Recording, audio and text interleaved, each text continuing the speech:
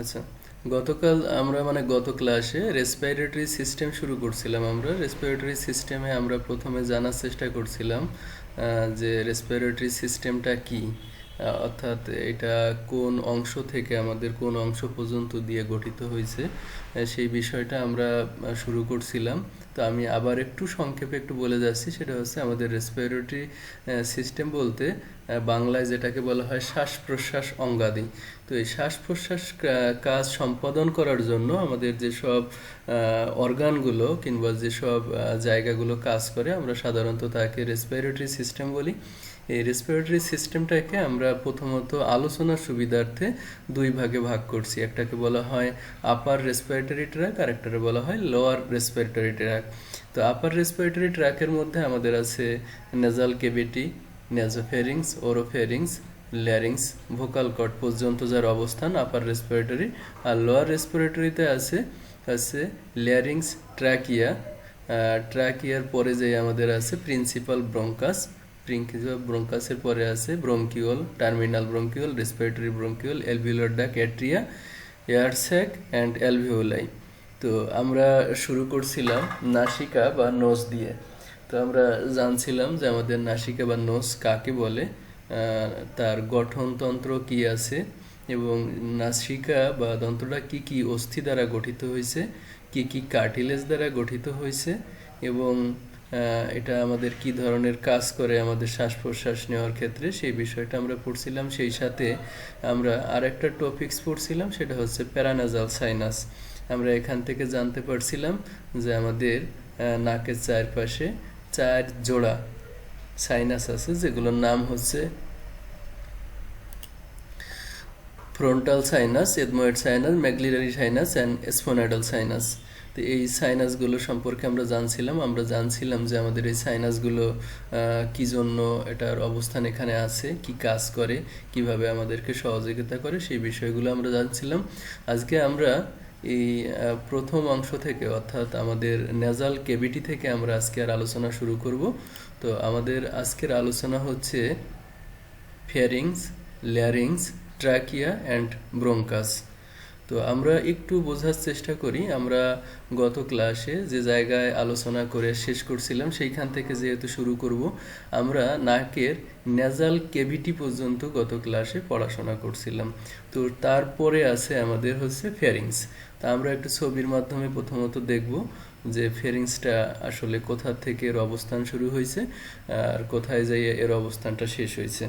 তার আগে আমরা আরেকটু জেনে আসি আগে যে ফেরিংসটা আসলে কি জিনিস, সেখান থেকে আসি।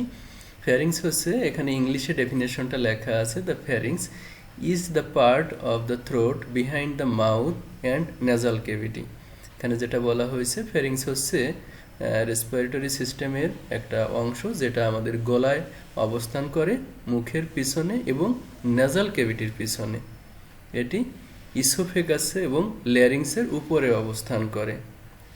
ঠিক আছে, এটা একটা টিউবের মতন যেটা আমাদের খাদ্যনালীরও পাশে থাকে, এবং খাদ্যনালী এবং আমাদের শ্বাসনালী সেই সাথে আমাদের ট্র্যাকিয়ার সাথে একটা সংযোগ স্থাপন করে। তো আমরা এবার একটু ছবির মাধ্যমে দেখি যে আসলে এটা কিভাবে আছে। এটা হচ্ছে আমাদের নেজাল কেভিটি, আপনারা ছবিতে দেখতে পাচ্ছেন। এই পর্যন্ত আমাদের নেজাল কেভিটি। সেইখান থেকে দেখেন এইখানে 3টা পর্দা দেওয়া একটা জায়গা আছে, এইখান থেকে এই পর্যন্ত। এটা হচ্ছে আমাদের ফেরিংস। সেই ফেরিংসটাকে আমরা 3টা অংশে ভাগ করছি, সেটা হচ্ছে নেজোফেরিংস, একটা হচ্ছে ওরোফেরিংস, আর একটা হচ্ছে হাইপোফেরিংস, অথবা এই হাইপোফেরিংসের আরেকটা নাম আছে লেরিঙ্গোফেরিংস।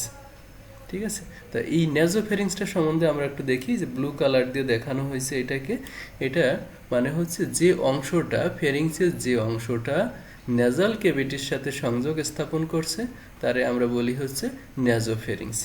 তারপরে যে অংশটা আরেকটা কালার দিয়ে এখানে দেখানো হয়েছে ওরোফেরিংস, এটার নাম। ওরোফেরিংস বলতে বোঝানো হয় ফেরিংসের যে অংশটা আমাদের মুখের গহ্বরের সাথে সম্পর্ক স্থাপন করছে, সেটাকে বলা হয় ওরোফেরিংস। তারপরে আছে হচ্ছে আমাদের হাইপোফেরিংস কিংবা ল্যারিঞ্জোফেরিংস। তো তো ল্যারিঞ্জোফ্যারিংস এই যে এখানে বেগুনি কালার দিয়ে যে অংশটা আমরা দেখতে পাচ্ছি এটাকে বলা হয় হাইপোফ্যারিংস। তো হাইপোফ্যারিংসটা হচ্ছে আমাদের ওরোফ্যারিংস এবং আমাদের ইসোফেগাস, ট্রাকিয়া এবং আমাদের হাইপোগ্লুটিয়াসের সাথে যে সম্পর্ক স্থাপন করছে সেই অংশটাকে বলি আমরা হাইপোফ্যারিংস। তো এটা ছিল আমাদের হাইপোফ্যারিংস। সেই সুবাদে আমরা যদি জানতে পারি আসলে কি কাজ করে, আমাদের জন্য কি উপকারী। তো এখানে দুটো বিষয় আমাদের খুব জানা খুব দরকার। একটা হচ্ছে এই যে ফ্যারিংসটা আমাদের একটা লুপের মতন হিসেবে কাজ করে। যেমন এখানে ছবিতে দেখেন আমাদের নাকের থেকে যে জিনিসটা অর্থাৎ যে টিউবটা নামিয়ে আসছে সেটা সরাসরি আমাদের ট্রাকিয়াতে ইসোফেগাসে চলে গেছে। ইসোফেগাস হচ্ছে আমাদের খাদ্যনালী। তো এইখানে কিভাবে এই ফ্যারিংস কাজ করতেছে দেখেন, যখন আমরা মুখ দিয়ে কোনো খাবারটা গ্রহণ করি তখন এইখানে আমাদের আছে হচ্ছে আচ্ছা দেখেন আমাদের এখানে এই যে লম্বা যে পর্দাটা দেখা যাচ্ছে এটাকে বলা হয় ইপিগ্লোটিয়াস।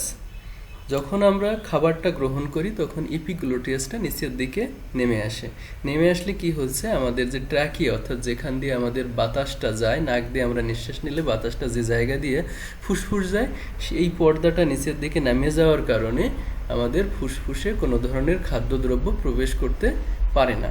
এই যে গুরুত্বপূর্ণ কাজটা সেই কাজটা করতেছে আমাদের ফ্যারিংস। তো আমরা এখন বুঝতে পারলাম যে আমাদের ফ্যারিংসটার মূল কাজটা কি। সে কি করতেছে, আমাদের এয়ার ফ্লোটাকে ঠিক রাখতেছে এবং সঠিক জায়গা দিয়ে প্রবাহ হওয়ার জন্য কাজ করতেছে। সেই সাথে আমাদের কোনো খাদ্যদ্রব্য যাতে শ্বাসনালীতে অর্থাৎ ট্রাকিয়ার মধ্যে চলে না যায় সেই জিনিসটা সে রক্ষা করতেছে। তো এটা ছিল আমাদের ফ্যারিংসের পরে আমরা চলে যাব হচ্ছে আমাদের ট্রাকিয়ায়। ট্রাকিয়াটা ফ্যারিংসের পরেই আমাদের ট্রাকিয়া। আমরা এখানে ফ্যারিংসের ছবি দেখতে পাচ্ছি। এখানে এই যে গোলাপি কালারের যে জায়গাটা এটাকে আমরা বলি হচ্ছে ফ্যারিংস। তো আমরা একটু জানিয়ে আসি ফ্যারিংসটা আসলে কি জিনিস, ল্যারিংসটা আসলে কি জিনিস। ল্যারিংস হলো আপার রেসপিরেটরি ট্র্যাকের অংশ যা ধ্বনি তৈরি করে। একে ভোকাল বক্স ও বলা হয়। এটি ফ্যারিংসের নিচের অংশকে ট্র্যাকিয়ার সাথে সংযুক্ত করে। তাইলে আমরা কি জানতে পারলাম, এখানে দেখেন আমরা এখান থেকে ল্যারিংসটাকেও দেখতে পারতেছি। এই যে অংশটা সেটাকে আমরা ল্যারিংস বলতেছি। তো এর মধ্যে একটা দেখেন এই যে মুখের মতন একটা অংশ দেখা যাচ্ছে, এইটাকে বলা হয় ভোকাল কর্ড।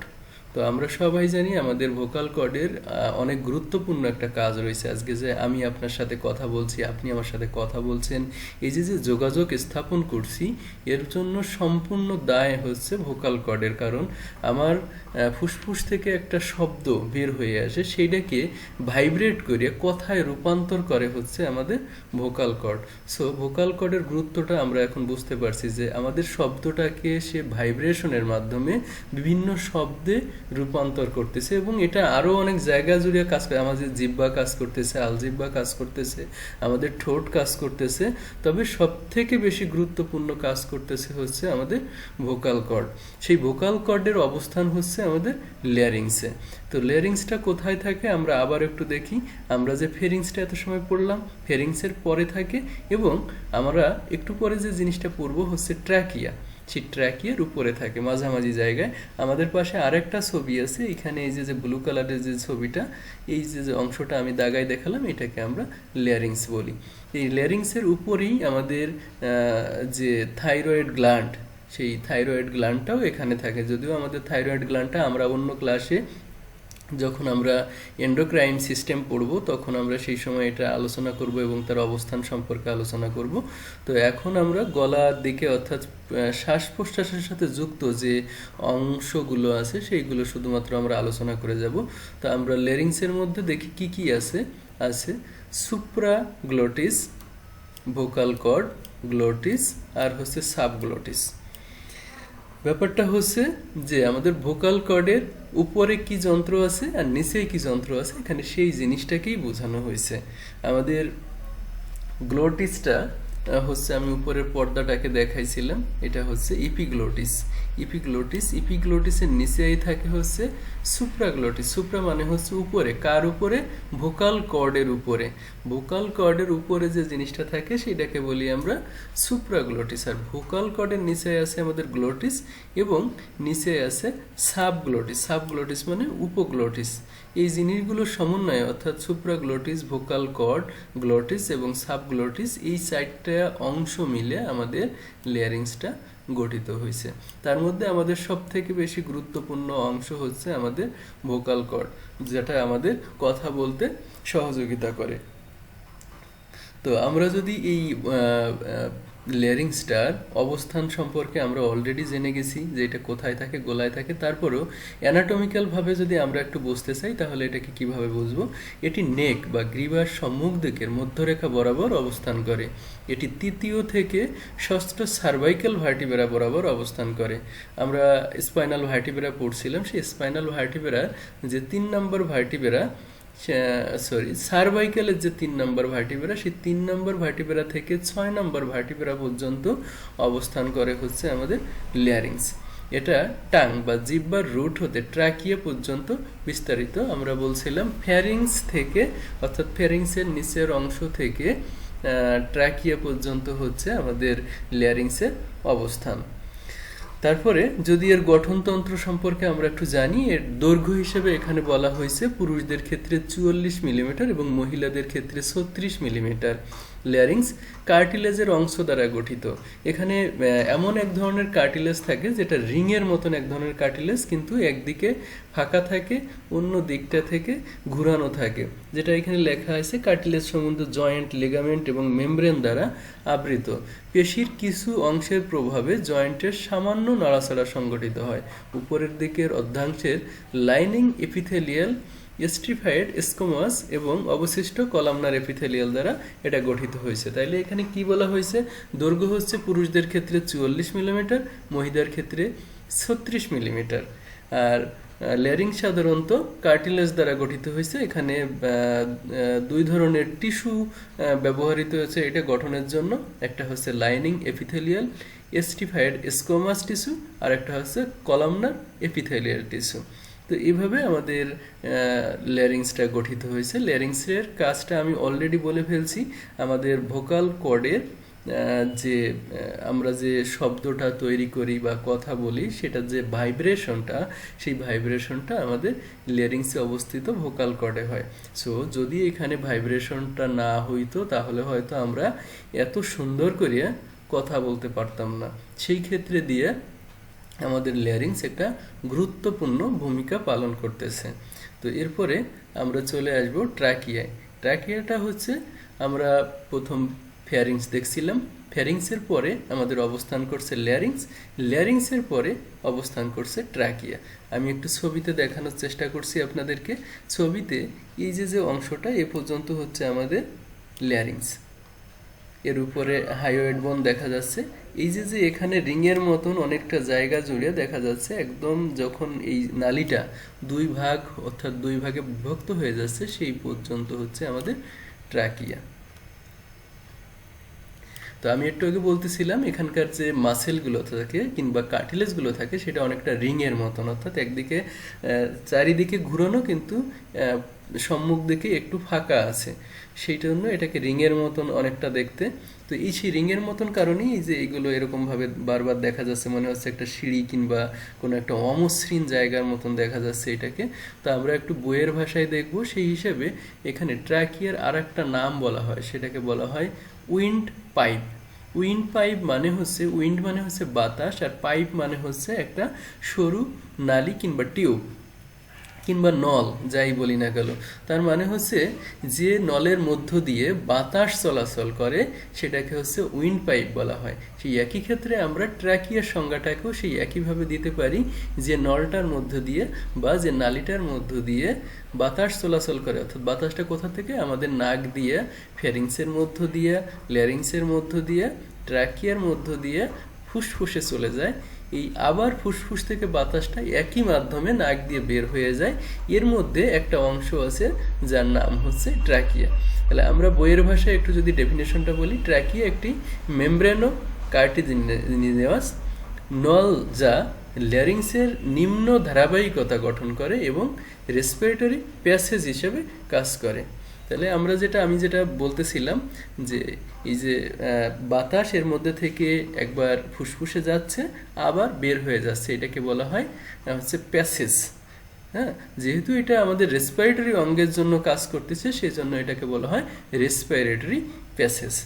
তো আমরা এটা বুঝতে পারলাম যে ট্র্যাকিয়াটা কোথায় আছে এবং এটা আসলে কি হিসেবে কাজ করতেছে। এই জিনিসটা আমরা আরেকটু দেখব যে এটা দৈর্ঘ্য প্রস্থ কি অবস্থায় আছে। অবস্থানটা আমরা আবারও বলতেছি, এটা আমাদের বুকের বরাবর মাঝখানে থাকে।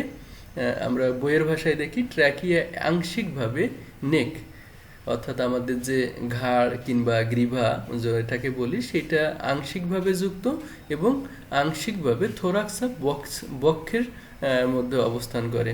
ট্র্যাকিয়া হচ্ছে ক্রিকয়েড কার্টিলেজের নিচের সীমা থেকে আরম্ভ হয়ে ঠিক এক্সটার্নাল অ্যাঙ্গেলের পশ্চাতে ডাইন ও বাম প্রিন্সিপাল ব্রঙ্কাসে বিভক্ত হওয়ার পূর্ব পর্যন্ত বিস্তারিত।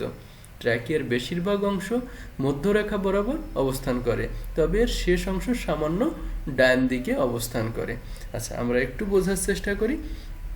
দেখা যাচ্ছে আমাদের এইখানে যে ট্র্যাকিয়া চরিত্রটা আছে এর কিছুটা অংশ হচ্ছে আমাদের নেকের সাথে পড়ছে, অর্থাৎ নেক যে অংশটা আছে সেই অংশটা বরাবর পড়ছে, আর বাকি অংশটা হচ্ছে আমাদের বক্ষ বরাবর পড়ছে।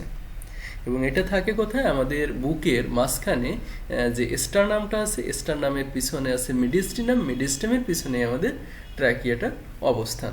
আরও একটা কথা এখানে বলছে, দেখেন এটা একদম মাঝখান বরাবর অবস্থান করে, কিন্তু এর শেষ অংশ সামান্য ডাইন দিকে অবস্থান করে। সামান্য ডাইন দিকে অবস্থান করার অর্থ হচ্ছে আমাদের হাড়টা আমাদের বুকের বাম পাশে এবং ডাইন পাশ বরাবর কোনাকুনি অবস্থান করছে। এই অবস্থানের কারণে আমাদের ট্র্যাকিয়ার উপরে কিছুটা প্রভাব পড়ছে, সেই কারণে এটা সামান্য ডাইন দিকে বাঁকা হয়ে গেছে। তো আমরা একটু দেখি দৈর্ঘ্যটা কত।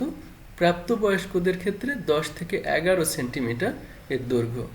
সার্ভাইকেল অংশ প্রাপ্তবয়স্কদের থেকে প্রায় 7 মিলিমিটার দীর্ঘ। অভ্যন্তরীণ প্রশস্ততা বয়স্কদের ক্ষেত্রে প্রায় 12 মিলিমিটার। তাহলে এই জিনিসটা একটু বুঝি। আমরা এখানে যে চিত্রটা দেখছিলাম এটা এখান থেকে প্রায় 10 থেকে 11 সেন্টিমিটার এটা দৈর্ঘ্যে।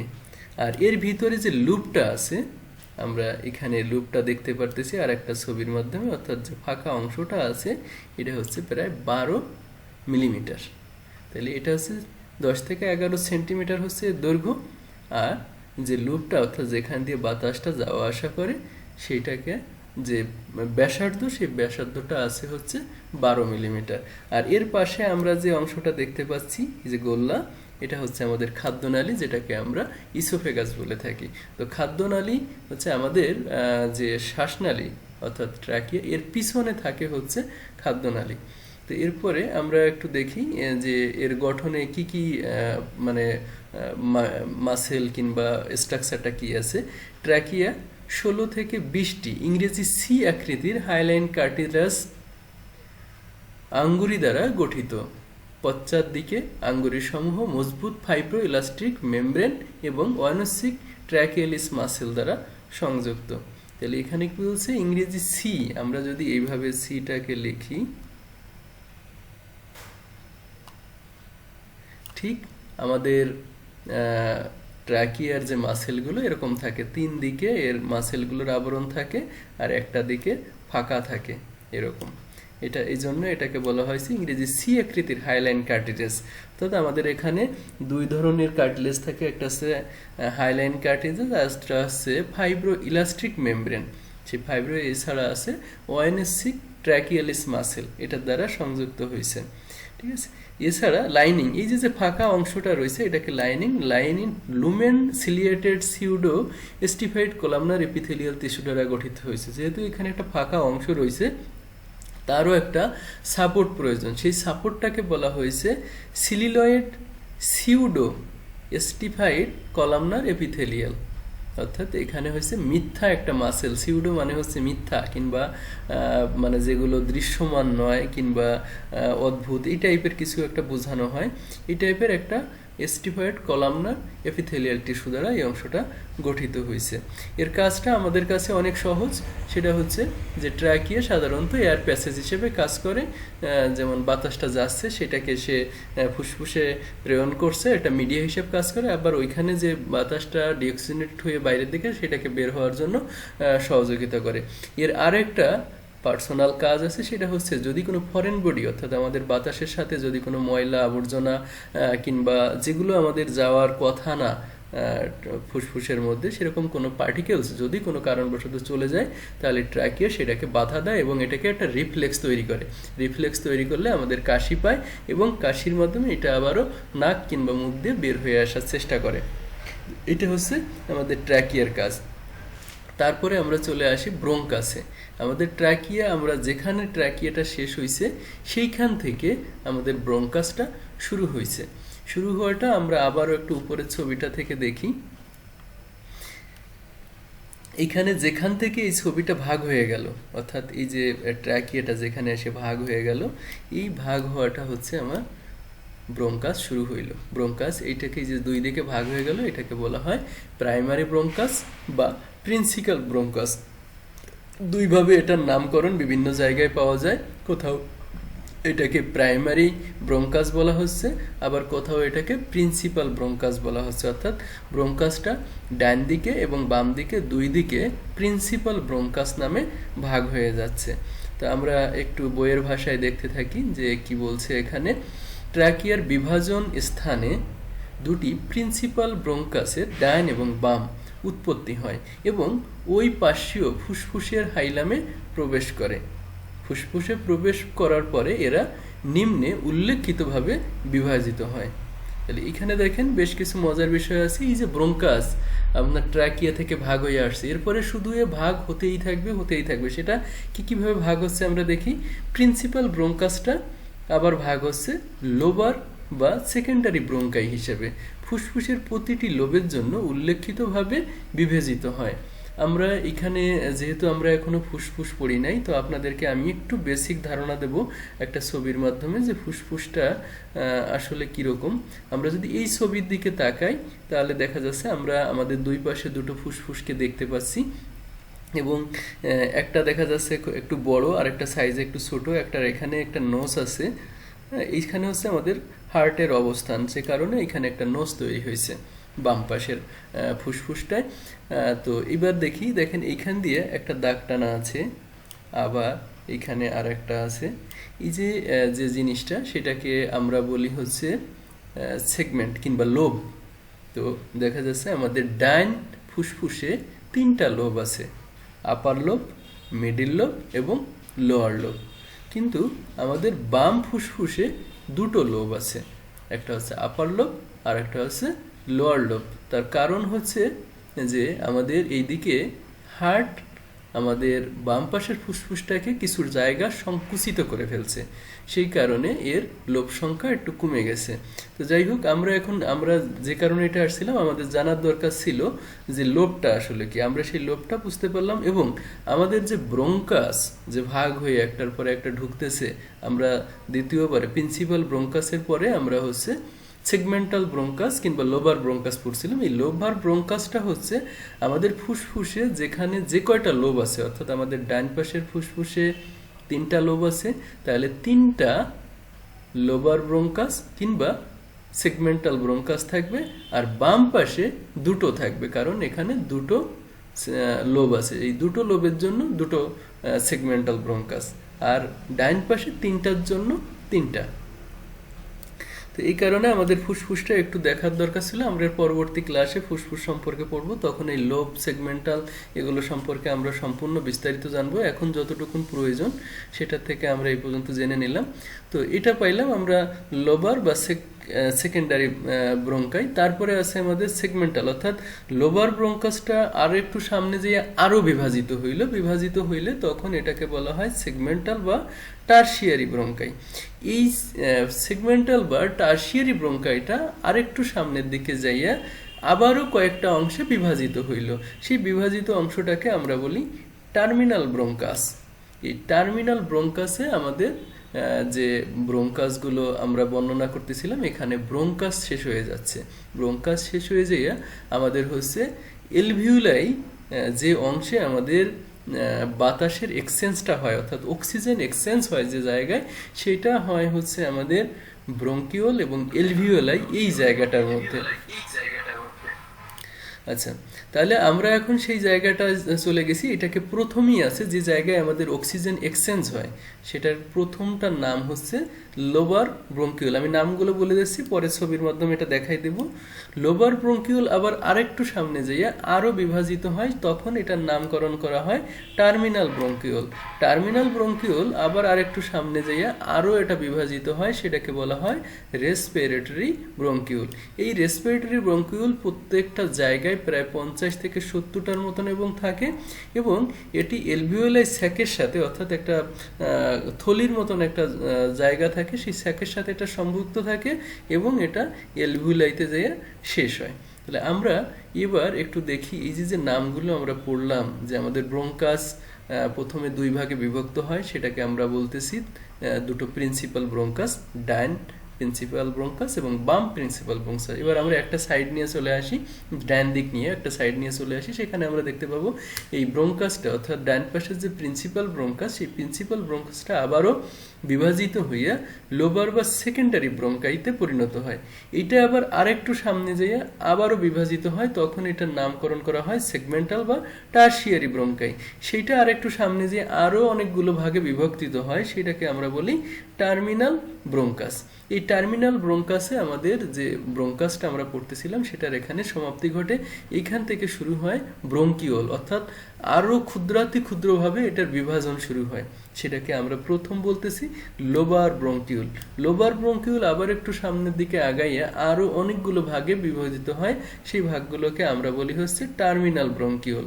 টার্মিনাল ব্রঙ্কিউলটা আরেকটু সামনের দিকে আগাইয়া আরও অনেকগুলো ভাগে বিভক্ত হয়। এখানে বইয়ের ভাষায় 50 থেকে 70টার মতন রেসপিরেটরি ব্রঙ্কিউল থাকে, এবং এটা এখানে এক ধরনের থলি থাকে, সেই থলির সাথে সংযুক্ত থাকে এবং এটার এখানে সমাপ্তি হয়। সেই সমাপ্তি যেখানে হয় সেটার নাম হচ্ছে এলভিউলাই সেগমেন্ট কিংবা এলভিউলাই, এভাবে আমরা এটাকে বলতে পারি। তো আমরা একটু ছবিতে দেখবো এবার।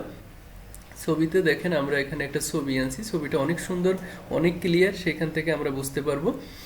তো এই যে হচ্ছে আমাদের এইখানে এসে ট্রাকিয়াটা শেষ হয়ে গেল। তো আমরা একটা সাইড নিয়ে যাই, সাইড নিয়ে গেলে আমরা দেখব এটা হচ্ছে প্রিন্সিপাল ব্রঙ্কাস। প্রিন্সিপাল ব্রঙ্কাসটা এখানে আসিয়া প্রাথমিকভাবে এই একটা ভাগ হইল, এই একটা ভাগ হইল, আবার এদিকে আর একটা ভাগ হইল, সেটাকে আমরা বলি সেকেন্ডারি ব্রঙ্কাস। সেকেন্ডারি ব্রঙ্কাসটা আবার আরেকটু সামনে যাইয়া দেখেনি যে প্রত্যেকটাই এখানে যাই আবার ভাগ হওয়া শুরু করলো, সেটাকে আমরা বলতেছি সেগমেন্টাল ব্রঙ্কাস। তো এখানে যাইও ভাগ হয়েছে, এটা আমাদের সেগমেন্টাল ব্রঙ্কাস। এইখানে যাইও বিভিন্ন অংশে বিভক্ত হয়েছে, এটাকে আমরা বলতেছি সেগমেন্টাল ব্রঙ্কাস। ঠিক একই রূপে এই পাশে আসেও এগুলো অনেকভাবে বিভাজিত হয়েছে, সেই একইভাবে আমরা এটাকে নামকরণ করতে পারি। তো এটা ছিল আমাদের মোটামুটি ব্রঙ্কাস। ব্রঙ্কাসের পরে আমরা যে চলে গেছিলাম হচ্ছে ব্রঙ্কিওল। আমরা ব্রঙ্কিওলের জন্য আর একটা ছবি দেখব, আমরা চলে যাব সেই ছবিতে। দেখেন আমাদের এইখানে একটা ছবি দেখা যাচ্ছে, সেই ছবি থেকে আমরা শুরু করি। ছবিটা এই যে জায়গায় এসে আমাদের ব্রঙ্কাস শেষ হয়ে গেল এখানে এসে। তো এখানে শেষ হয়ে গেলে তারপরে আমাদের দেখেন এই নালীগুলো অনেক সরু থেকে সরু, অনেক ছোট ছোট ভাগে বিভক্ত হওয়া শুরু করলো আমাদের ব্রঙ্কাসগুলো, সেটাকে আমরা বলতেছি হচ্ছে ব্রঙ্কিওল। দেখেন এই যে এইখান থেকে আমাদের ব্রঙ্কিওল শুরু হয়েছে, এটা মাইক্রোস্কোপিক, অনেক ছোট, যেটা আমরা খালি চোখে দেখতে পারি না, সেই জন্য এটাকে মাইক্রোস্কোপিক করে আমাদের সামনে বড় করে এই চিত্রটাকে আনা হয়েছে। তো এটা হচ্ছে আমাদের ব্রঙ্কিওলস, এখান থেকে শুরু। তো ব্রঙ্কিওলটা শুরু হইলো আমাদের টার্মিনাল ব্রঙ্কিওলস এই নাম ধরে।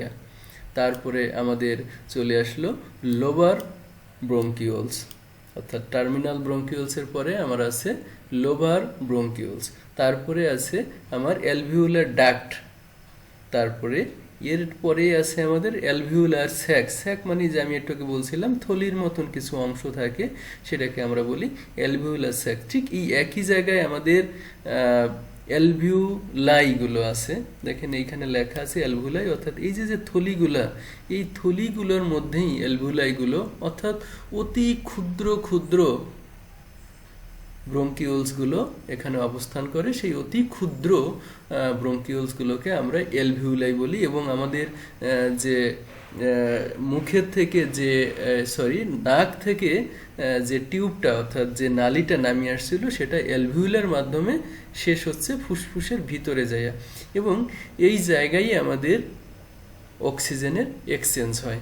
অর্থাৎ আমরা যে নিঃশ্বাসটা নিয়েছিলাম, সেই নিঃশ্বাসটা এখানে আসিয়া সে ফুসফুস থেকে আগত ডিঅক্সিনেটেড ব্লাডের সাথে এইখানে তার একটা এক্সচেঞ্জ হয়ে থাকে। অর্থাৎ হার্ট থেকে আগত যে ডিঅক্সিনেটেড ব্লাড, অর্থাৎ যার মধ্যে কার্বন ডাই অক্সাইড থাকে, সেই কার্বন ডাই অক্সাইডটাকে ক্যাপিলারির মাধ্যমে এবং অ্যালভিউলাই স্যাকের মাধ্যমে এটাকে ডিফিউশন, অসমোসিস এবং ফিল্ট্রেশনের মাধ্যমে সেই কার্বন ডাই অক্সাইডটাকে তারা এখান থেকে বের করে নিয়ে নেয়, এবং এখান থেকে শুধুমাত্র অক্সিজেনটাকে রক্ত গ্রহণ করিয়া সেটাকে আবার হার্টে ফেরত নিয়ে যায়। এটা হচ্ছে আমাদের ব্রঙ্কিওলস এবং আমাদের যে অ্যালভিউলাই আছে, সেই অ্যালভিউলাই কাজ হচ্ছে এটা অক্সিজেন এক্সচেঞ্জ করা। সেটার প্রক্রিয়া হচ্ছে যে ডিফিউশন, অসমোসিস এবং ফিল্ট্রেশন, এই তিনটা প্রক্রিয়ার মাধ্যমে আমাদের হার্ট থেকে আগত যে ডিঅক্সিজেনেটেড ব্লাড সেটাকে অক্সিজেনেটেড করে দেয়। তো এটা ছিল আমাদের ব্রঙ্কিয়াল এবং অ্যালভিউলাই। আমরা এরপরে একটু ছোট্ট করে দেখব যে আমাদের যে ব্রঙ্কিওলস এবং অ্যালভিউলাইগুলো আছে, যেটাকে আমরা একদম দেখেন ওভারল্যাপিং, একটার সাথে আর একটা, মানে বুঝতে একটু কষ্ট হয়, তারপরেও আমরা এই জিনিসটার একটা পার্থক্য তৈরি করতে পারছি। সেই পার্থক্যটা আমরা একটু দেখব। এখানে ব্রঙ্কিওলস হচ্ছে আপনার অতি ক্ষুদ্র ক্ষুদ্র টিউব, যেটা আমাদের ব্রঙ্কাস থেকে শুরু হয়েছে এবং এটা অ্যালভিউলাইতে এসে শেষ হয়েছে। অন্যদিকে অ্যালভিউলাইও অনেক ক্ষুদ্র ক্ষুদ্র টিউব, যেটা আমাদের ব্রঙ্কাস থেকে শুরু হয়েছে এবং আমাদের ফুসফুসের মধ্যে যে এয়ার স্যাক অর্থাৎ বাতাসের যে থলিগুলো আছে, সেই থলিগুলোতে যাইয়া এটা শেষ হয়েছে, এবং এখানে অর্থাৎ অ্যালভিউলাইগুলো এখানে গ্যাসেস এক্সচেঞ্জ করতেছে, যেটাকে আমি বলতেছি অক্সিজেন যুক্ত যে বাতাসটা আমরা নিঃশ্বাসের মাধ্যমে নিচ্ছি, সেটাকে সে আমাদের ডিঅক্সিজেনেটেড ব্লাডটা আসতেছে, তার মধ্যে থেকে কার্বন ডাই অক্সাইডটাকে সে রিসিভ করতেছে আর অক্সিজেনটাকে সে ব্লাডের সাথে মিশাই দিচ্ছে। এই কাজগুলো করতেছে আমাদের অ্যালভিউলাই। দ্বিতীয় পার্থক্য হচ্ছে ব্রঙ্কাসে small branches of the bronchial airway connected the respiratory airway to alveoli, অর্থাৎ ছোট ছোট ক্ষুদ্র ক্ষুদ্র যে ব্রঙ্কিওলসগুলো আছে, সেটাকে আমাদের যে রেসপিরেটরি অঙ্গের যে অ্যালভিউলাই তার সাথে এটাকে সংযুক্ত করতেছে।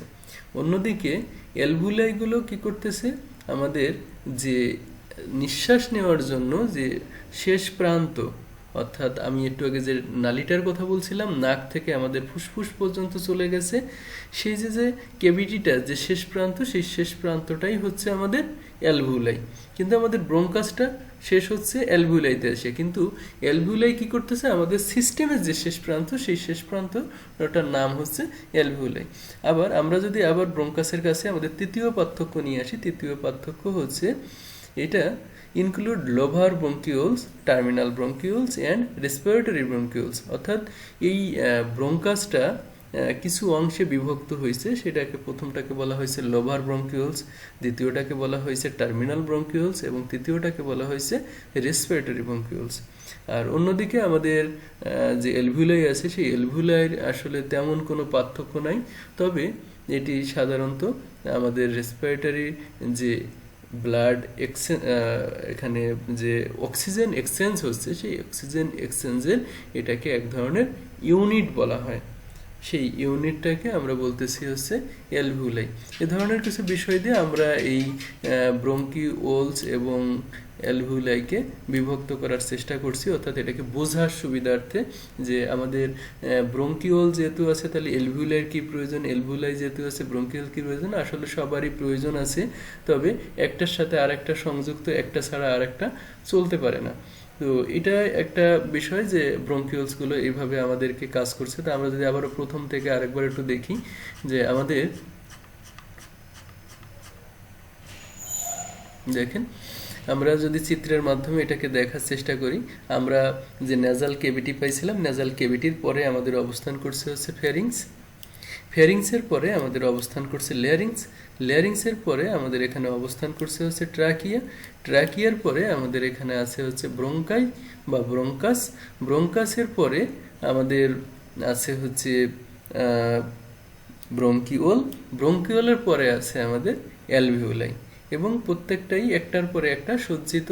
এবং অ্যালভিওলাইতে যাইয়া আমাদের যে রেসপিরেটরি অর্গানের এন্ড সাইড বলতে পারি আমরা একে, কারণ আমরা যে বাতাসটা বা নিঃশ্বাসটা শ্বাস প্রশ্বাসের মাধ্যমে নিয়ে থাকি সেটা অ্যালভিওলাইতে যাইয়া শেষ হয়, এবং ওইখান থেকে আবারও আমাদের কাছে অর্থাৎ বাতাসে এটা আবারও ফেরত যায়। তো এটা ছিল আজকে আমাদের ক্লাস। যদি আপনাদের কোনো বিশেষ প্রশ্ন থাকে সেটা আপনারা বলতে পারেন, আমি চেষ্টা করব আপনাদেরকে। ধন্যবাদ আপনাদের সবাইকে।